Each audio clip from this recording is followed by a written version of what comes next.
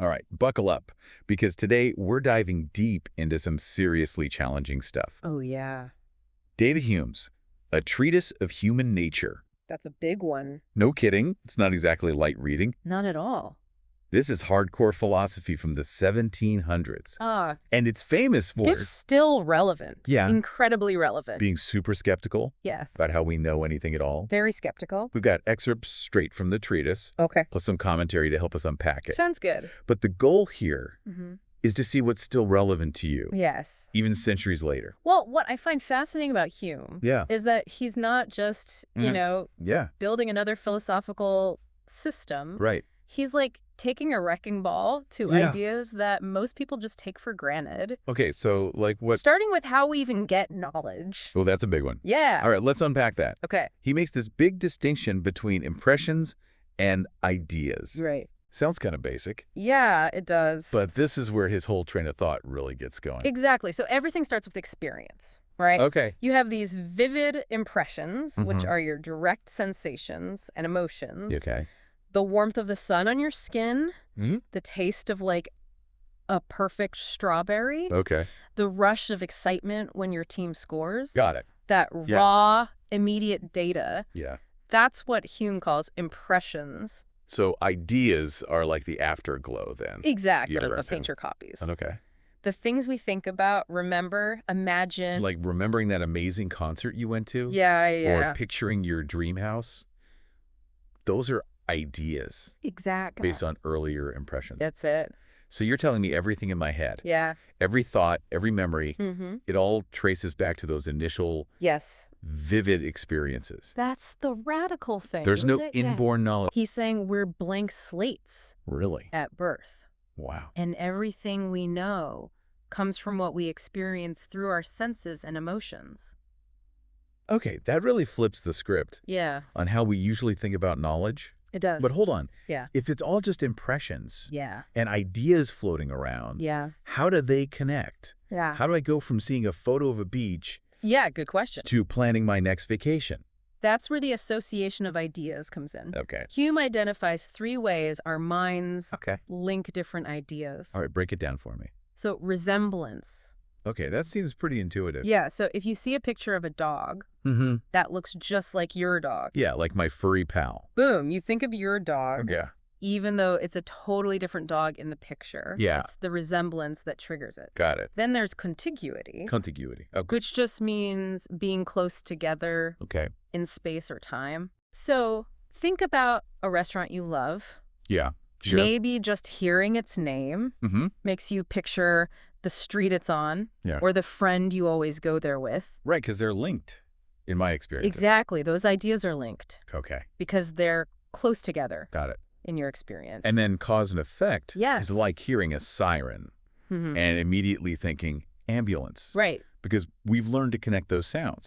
Exactly. But, and here's where I think Hume throws a wrench in things. Yeah, he does. He's super skeptical Very much so. about whether we can actually prove Yeah. cause and effect. This is where it gets really interesting. Okay, lay it on me. So we see one billiard ball Mm-hmm. hit another and the second ball moves. Right. We assume the first ball caused the second one to move. Yeah, seems obvious. But Hume's point is Yeah. all we actually see Yeah. are those 2 events happening in sequence. We can't observe some invisible cause force Right. connecting them.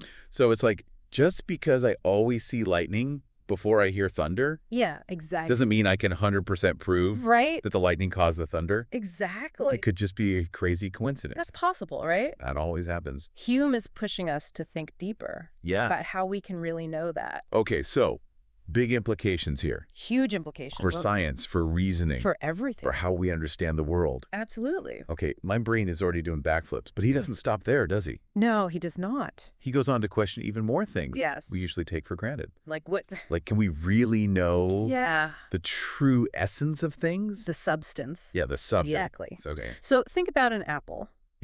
Okay. You perceive its redness, its roundness, its sweetness, right? Sure. But can you ever really grasp Mhm. the appleness itself? Like the thing that makes it an apple. Yeah, beyond those individual qualities, Okay. Hume doubts it. Mm. He says we can only ever know those Yeah. surface level properties. So next time I bite into an apple, Right.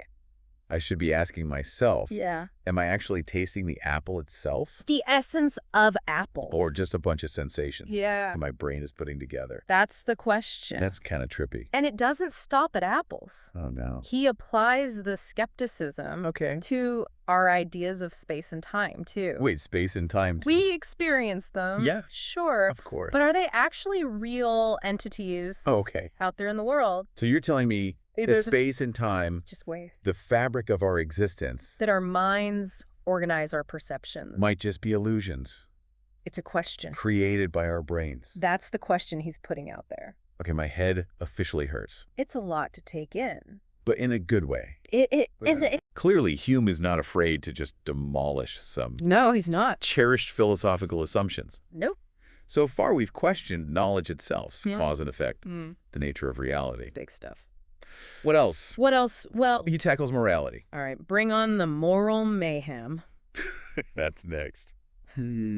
Okay, so we're back and ready to tackle morality with David Hume. Morality with Hume. This is going to be good. No, I'm guessing most of us think we have, Mm-hmm. a pretty good handle Yeah, on what's right and what's wrong. right. But Hume comes along and basically says, Yeah. hold my beer. Hold my beer. Let's see about Yeah, that. let's see about that. He really shakes things up. So he's saying morality isn't based on Right. like some cold, hard logic Right. or abstract principles Nope. handed down from on high. Not at all. It's all about our feelings. It's all about feeling. Wait, you're telling me Yeah. my gut reaction Yeah. is a better guide, To morality better than than my brain trying to figure things out. your brain trying to reason it out? That feels a little unsettling, to be honest. It is a radical idea, yeah. But Hume is saying it's our emotions. Yes. Things like pleasure, pain, sympathy, Mm-hmm. that are the real drivers You drive the bus. of our moral judgments. Absolutely. Okay, imagine you see someone being treated cruelly. Yeah. It's not some logical deduction No. that makes you recoil, right? It's that visceral feeling That's of it, right. this is wrong. Like gut feeling. That emotional response, Yeah. Hume says, is the foundation of morality. So it's like if I see someone Right. struggling to carry groceries, Yeah. I feel that pang of sympathy. Mm-hmm. That's what motivates me to help them. That's right. It's not that I'm You're not calculating. Yes, totally. You're not going through a moral calculus. doing some mental calculation. That's the right thing to do. Yeah, it's more immediate than that. Okay, I'm starting to see How this flips the script on morality. it's a different way of thinking about it. But what about those times Yeah, when we don't feel sympathy? right. What if someone's Yeah. being a total jerk Mm, and I just feel annoyed, not sympathetic? yeah, good point. Does that mean it's okay Does that make it right? to treat them badly? That's the million-dollar question, isn't it? Yeah. And Hume acknowledges that our Yeah. initial sympathetic responses, Yeah. they can be pretty fickle, right? Right. But he also argues that there's this common thread of human nature Okay. that connects us. Oh, We yeah. all have the capacity for sympathy, Even if it gets buried sometimes. even if it gets buried sometimes, yeah. So everyone has this moral potential, That's a good way to put it. but it needs to be nurtured It does. like a muscle. Yeah, like a muscle. You have to exercise. I like that. A Yeah. muscle you have to exercise. Okay. He believes things like education, social interaction, Yeah. even art and literature, Right. these can all help cultivate our Mhm. capacity for sympathy Okay, so expand our moral circle. and make us more aware Yeah. of the experiences of others. To include more people, Exactly. more situations. It's about expanding that circle. This is making me think about, Mm.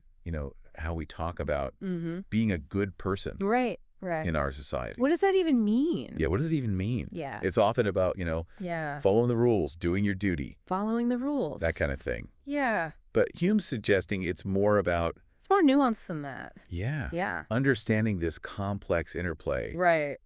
Emotions. Emotions. Self-interest. and genuinely caring about others. And genuinely caring about the well-being of others. That's key. That's a key And it ties into Yeah. another one of his controversial ideas, Okay, hit me. his claim that justice Okay. is an artificial virtue. Wait, artificial virtue? Yeah. That sounds almost fake. I know, right? Isn't justice supposed to be? It's supposed to be this fundamental... Was fundamental, Wait, universal. Yeah, universal good. A lot of philosophers before Hume Yeah. argued that. Okay. But he sees it differently. Okay. So how? So he contrasts justice Mm-hmm. with things like compassion, Okay. which he views as more natural, You more innate. innate human responses. Okay. Justice, on the other hand, is a system Okay. we create because it benefits society. So things like laws. Yeah, like law. And rules about property. Rules about property. These aren't things we're born knowing. No, we're not born knowing them. Right? No. It's stuff we invent Reinvent them. to help us live together peacefully. Yeah, to avoid chaos. Okay, so think about it like traffic laws. Okay, good example. No one's born knowing. No. You have to stop at a red light. Right. It might feel constraining, Yeah, definitely. but imagine the mayhem. Oh, total mayhem. On the roads without those rules. Yeah, it'd be a disaster. Justice is like that. That's Hume's point. It's a necessary invention A necessary invention. to prevent things from falling apart, To keep society functioning. not something etched Right. into the fabric of the universe. This really challenges It the does. way we usually think about justice. It's not about, It's not some absolute, unchanging moral truth. but the practical system It's a practical system we've created that we've created. to make society function. Exactly. Okay, this leads to some It does. interesting questions. Yeah, like... If justice is artificial, Mm-hmm. does that make it less important? Good question. Or does it mean we have a responsibility Or does it mean to constantly reevaluate our systems? that we need to constantly reevaluate Yeah, the justice. systems we've created To make sure they're actually serving their purpose. to make sure they're actually working? These are great questions. Hume is good at making us think. He's definitely pushing us He's pushing us to think critically about things to question our assumptions. we might usually just take for granted. Things we take for granted. Okay, so far we've tackled We've covered a lot of ground. knowledge, cause, and effect, Hmm. the nature of reality, Yeah, and morality. big topics. My brain is officially full. It's a lot to take in. Anything else? Well, there's one more big piece of the Yeah. puzzle. Okay, bring it on. The self. The self. Okay. Who are we really? Yeah, who are we? Do we have some unchanging core identity? The age-old question. Or are we something more fluid Yeah. and dynamic? All right, Hume, lay it on us. Hume has some pretty radical things to say about that, too. Welcome back to our deep dive into David Hume. It's the final round. We've already tackled some big ideas. Oh, yeah. Knowledge, cause and effect, morality. The big ones. Even the nature of reality itself. But now we're getting personal. All right, let's get personal. With Hume's take on the self. Okay, who we are at our core. Right. Deep stuff. Hume is famous for turning conventional wisdom on its head. Yeah, he does. And his ideas about the self are no exception. So no true self buried deep down inside. He challenges that idea. That's a pretty radical departure Yeah, it is. from how we usually think about identity. It really is. So what's he saying? He argues that what we call the self Okay. is actually more like a bundle of constantly changing perceptions, Okay. thoughts, feelings, and memories. So less like a solid statue Not a fixed thing. and more like a river. Yes, exactly. Always flowing, always in motion. That's a great image. Okay, so it's not that there's no me. It's just that me is constantly evolving. Based on what you're experiencing. Based on what I'm experiencing, yeah. Yeah. Does that mean there's no stable ground for identity? Well, That's kind of a scary thought. I understand why that might feel unsettling. Yeah. But Hume isn't saying that we're completely fragmented or that our lives lack continuity. Right, okay. He's simply pointing out Okay. that our sense of self Mm-hmm. is built on a foundation of Okay. shifting sands, so to speak. All right, I get the analogy. Think about how much UVE changed over the years. Oh, man, yeah. Your beliefs, your values, even your tastes. I've definitely evolved. It's not that you're a completely different person, Right. but you've definitely evolved. Yeah, I'm definitely not the same person I was 10 years ago. Exactly. Hopefully for the better. I think we all like to think that, Yeah. right? But if our sense of self is constantly changing, Yeah. what does that mean for things like, That's a good question. pride and humility? It's a big question. Do those emotions even make sense? It gets to the heart of Hume's insights Okay. about those emotions. Yeah. He argues that pride and humility Mhm. are directly connected Yeah. to how we see ourselves Okay. in relation to the world around us. So my pride in finishing a marathon Yeah, exactly. or my humility when I mess up a presentation. Right. Those are both telling me something about myself, They are. even if that self is always evolving. They're giving you feedback. But how do these emotions work if me is so fluid? Think of it this way. Right. Pride arises when we connect something agreeable or valuable to our sense of self. Okay. Let's say you've worked hard on a project and it gets recognized. Okay. That success becomes part of your self-narrative, leading to a feeling of pride. Okay. I get that. Makes sense. So then what about humility? Okay. Humility. Is it just the opposite? It's a little more nuanced than that. Okay. Humility is more about recognizing a gap between our current state and some ideal or standard we aspire to. Okay. Imagine you're feeling proud of your work, but then you see someone else doing something even more impressive. Yeah, happens all the time. Suddenly, your own accomplishments might not seem so great. And that comparison could lead to humility. Exactly. You're seeing a discrepancy between your present self and a higher standard, and that realization can trigger humility. This all makes sense. It's a complex process. But it raises another question. Okay. If our sense of self is constantly changing, and pride and humility are based on these shifting associations, wouldn't that make those emotions kind of arbitrary? That's a sharp observation. Like, what I feel proud of today, I might be embarrassed about tomorrow. And Hume acknowledges this fluidity. Okay. He points out that what causes us pride or humility can vary wildly. Depending on context? Depending on context. Culture, even our mood. But that doesn't mean these emotions are meaningless. So how do we make sense of these seemingly fickle emotions? Well, for Hume, What's their purpose? pride and humility are crucial for navigating social life.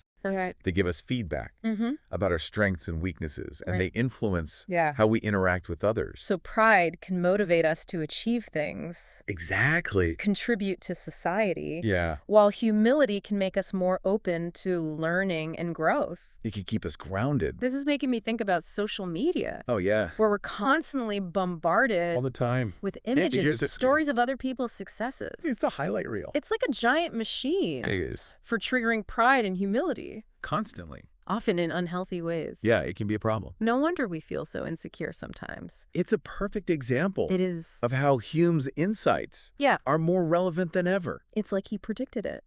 Social media amplifies these dynamics, making us hyper-aware of our fluctuating self-esteem Okay, wow. and how it affects our interactions. Kind of mind-blowing how Hume, writing centuries ago, I know, right? is able to shed light. His insights are timeless on such contemporary issues. Okay, we've covered a lot of ground We have. in this deep dive. We've explored Hume's radical ideas We have. about knowledge, cause and effect, morality, even the self. It's been a journey. Anything we've missed. Well, we've hit the major highlights, but it's important to remember this is just a taste of Hume's incredibly rich and challenging work. Yeah, he's a dense writer. He goes into much more depth on all these topics. Right. And there are other fascinating areas Oh, I'm sure. we haven't even touched on. Well, I think we've given our listeners Excerpt. plenty to ponder. A lot to think about. If this deep dive has piqued your curiosity, Yeah, if you're intrigued. I highly encourage you Definitely. to explore Hume's work for yourselves. It's worth the effort. You might be surprised You might be. by how relevant Frankly. and thought-provoking his ideas feel Even centuries later. even centuries later, And who knows? You might even discover Yeah. a few new things about yourself along the way. Ooh, I like that. After all, as Hume reminds us, Yeah. the self is a journey, Okay. not a destination. That's a perfect thought It is, isn't it? to leave our listeners with. Until next time. Until next time, keep diving deep.